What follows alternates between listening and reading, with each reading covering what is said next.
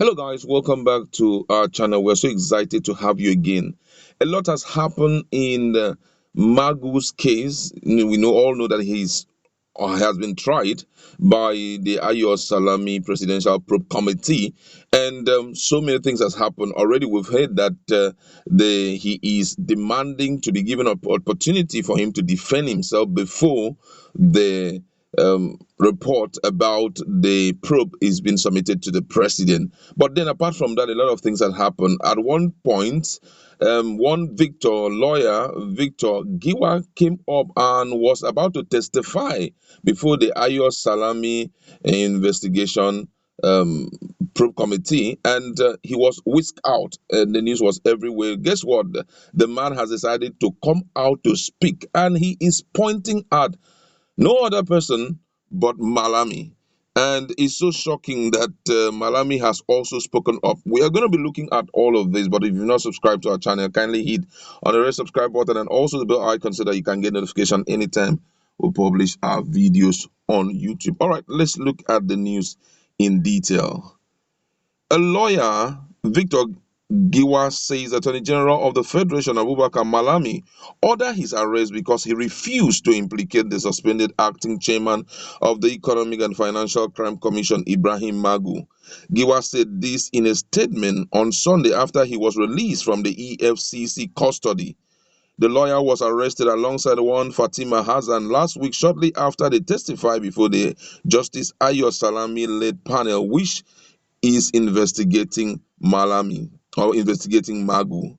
Giwa's former client, Donald Wukoma, who was a director at Damaji Integrated Services, has told the panel through a sworn affidavit that his bank account was frozen by Magu unjustly, and he subsequently hired Giwa to sue the EFCC. Wukoma, who is a former special assistant to Vice President Yemi Osibanjo, has said after the court ordered that the accounts be unfrozen that Magu, through his boys, demanded 75 million naira from him as a condition for obeying the order. Wokoma, who submitted text messages and audio clips of his conversation with Giwa, said they later told him that Magu has demanded their money and advised him as his lawyer to pay the bribe. However, when Giwa appeared before the panel, he denied the bribery allegation, insisting that Magu was a man of integrity. He was later arrested. Giwa, however, accused the AGF of instigating his arrest. He said this in a statement titled Attorney General of the Federation, Abubakar Malami, is using Donald Wukoma, my elsewhere client, against me for my refusal to testify and indict Ibrahim Magu, acting chairman of EFCC, at the Justice Ayo Salami panel investigating the EFCC boss. The statement read in part, and I quote, he said, on August 18 and 19, 2020, I was invited by Justice Ayo Salami panel sitting in Asur Villa to testify against Ibrahim Magu through a conspiracy between the AGF Malamis and Donald Wokoma, the SAC special advisor to Vice President Professor Yemi Osibanjo, whom I have represented and secured a judgment in his favor. Donald Wokoma was investigated for fleecing the sum of 250 million naira from Amnesty program through his company Demaji Integrated Services by receiving contract he never executed.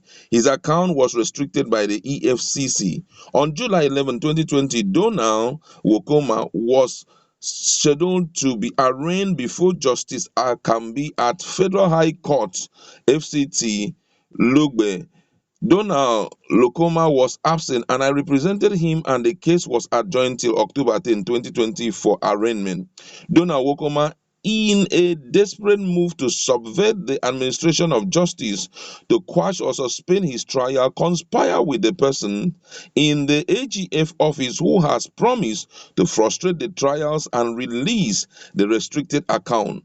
To achieve this aim, the AGF requested that Donald Wokoma have me to do a petition against Ibrahim Magu to the Justice Ayo Salami panel, accusing Ibrahim Magu of craft and having me to testify against the EFCC boss, an offer I declined. Donald Wokoma, in cahoots with the AGF, procure lawyer who did the petition, which was forwarded by the AGF to the panel. The lawyer said surprisingly that Wokoma, in a sudden twist, accused him of being a Magu boy. It was my refusal and my stand to defend the truth and not to consent to the subvention of justice that the AGF ordered my arrest and that of Fatima Hassan, a lawyer whose testimony absolved me and Ibrahim Magu from any wrongdoing, Giwa added. Attempts to get a reaction from AGF prove abortive as the necessary response to call nor a text message on Monday.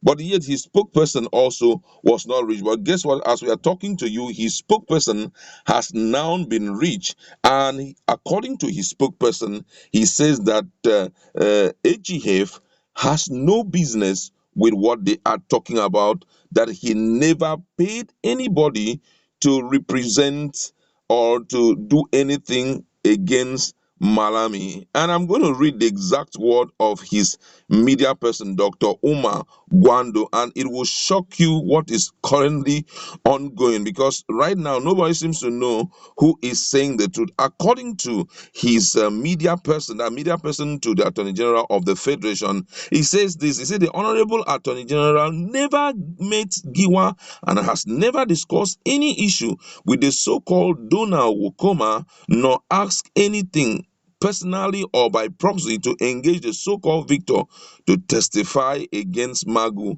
The Honorable Attorney General of the Federation, who has not set up the investigation panel to prove Magu, is not saddled with any responsibility to procure witnesses for the panel. The Attorney General of the Federation is never a member of the panel, nor does it fall within the realm of the AGF's authority to invite witnesses for a presidential probe panel. The claim by Victor Giwa Esquire is therefore fictitious, unfounded, and a figment of the imagination of mischief makers who wants to create unnecessary attention and tarnish the good image of the Attorney General of the Federation and Minister of Justice, and laboring incessantly these days to falsely cast aspersion on the AGF's hard in reputation.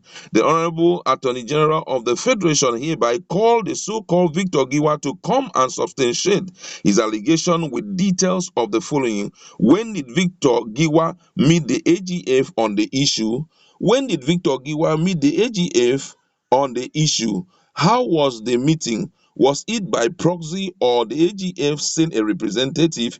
In what capacity was the representative, if any? What were the terms of their engagement? What was the claim offered? What was the claimed offered? How was the so-called offer to testify against Magu made? Who were the witnesses? The statement reads. Giwa had already made us to know what had transpired. So you can now see that right now the thing is changing levels. You know, that's why I think Magu is insisting that he must get to see everything about the allegation put up against him so that he can defend himself. But right now, according to the information that we have gotten, they are about to submit the report to the president. And Magu is insisting, let me also have an opportunity. He's daring the AGF Malami Presidential Probe Committee to give him a chance also to defend himself, because whatever that is happening, he is not in the know. And he had always still pleaded not guilty to it. A lot is going to be uncovered in the future. Just go to our comment section. What do you think this Magu case would turn out to be? Let's interact in our comment section. Don't forget to subscribe.